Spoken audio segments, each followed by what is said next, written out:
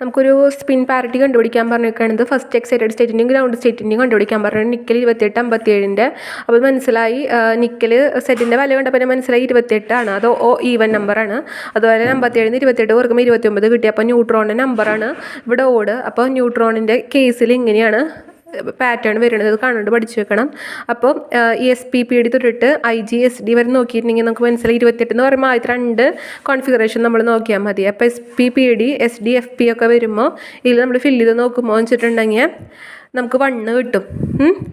3/2 എന്ന് പറയുന്ന അതിൻ്റെ J വാല്യൂ. അപ്പോൾ 3/2 1 ഇലക്ട്രോൺ എൻ്റർ ചെയ്തിരിക്കുന്നത്. P എന്ന് പറയുന്നത് എല്ലിൻ്റെ വാല്യൂ എത്ര ആയിരിക്കും? P യിലെ എല്ലിൻ്റെ വാല്യൂ എന്ന് പറയുന്നത് 1 ആണ്. അപ്പോൾ പാരിറ്റി നമ്മൾ നോക്കാൻ വെച്ചാൽ -1 ഹോൾ റൈസ് ടു 1 എന്ന് പറയുമ്പോൾ എത്ര വരാം? -1 ആണ്. അപ്പോൾ 3/2 -1 ആണ് ഇതിൻ്റെ സ്പിന്നും പാരിറ്റി.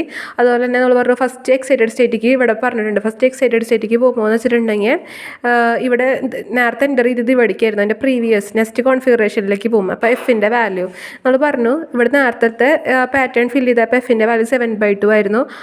അതായത് 3 + ½ ആണ് 7/2. 3 - ½ വരുമ്പോൾ എത്രയായിരിക്കും? 5/2 ആയിരിക്കും. 3 - ½ 6 - 1 എന്ന് പറയുമ്പോൾ 5/2 ആയിരിക്കും. അപ്പോൾ അടുത്തത് ഇവൻ കഴിഞ്ഞിട്ട് ഇവിടേക്ക് എൻ്റർ ചെയ്യുമ്പോൾ നമുക്ക് 5/2 ആയിരിക്കും Fൻ്റെ വാല്യൂ കിട്ടുക. അതുപോലെ തന്നെ 1 ഇലക്ട്രോൺ ആയിരിക്കും എൻ്റർ ചെയ്തിട്ടുണ്ടായിരിക്കുക. Fൻ്റെ വാല്യൂ എന്ന് പറയുന്നത് എല്ലിൻ്റെ വാല്യൂ എന്ന് പറയുന്നത് 3 ആണ്. അപ്പോൾ -1 ഹോൾ റൈസ് ടു L എന്ന് പറയുമ്പോൾ എത്രയായിരിക്കും? -1 ഹോൾ റൈസ് ടു 3 എന്ന് പറയുമ്പോൾ -1 ആയിരിക്കും. അപ്പോൾ ആദ്യത്തെ വാല്യൂ 3/2 -1 ഗ്രൗണ്ട് സ്റ്റേറ്റിൻ്റെ, അടുത്ത വാല്യൂ 5/2 -1 ഫസ്റ്റ് എക്സൈറ്റഡ് സ്റ്റേറ്റിൻ്റെ. അപ്പോൾ ഇതിൽ നോക്കുകയെന്ന് വെച്ചാൽ നമുക്ക് ഓപ്ഷൻ D ആയിരിക്കും കറക്റ്റ്.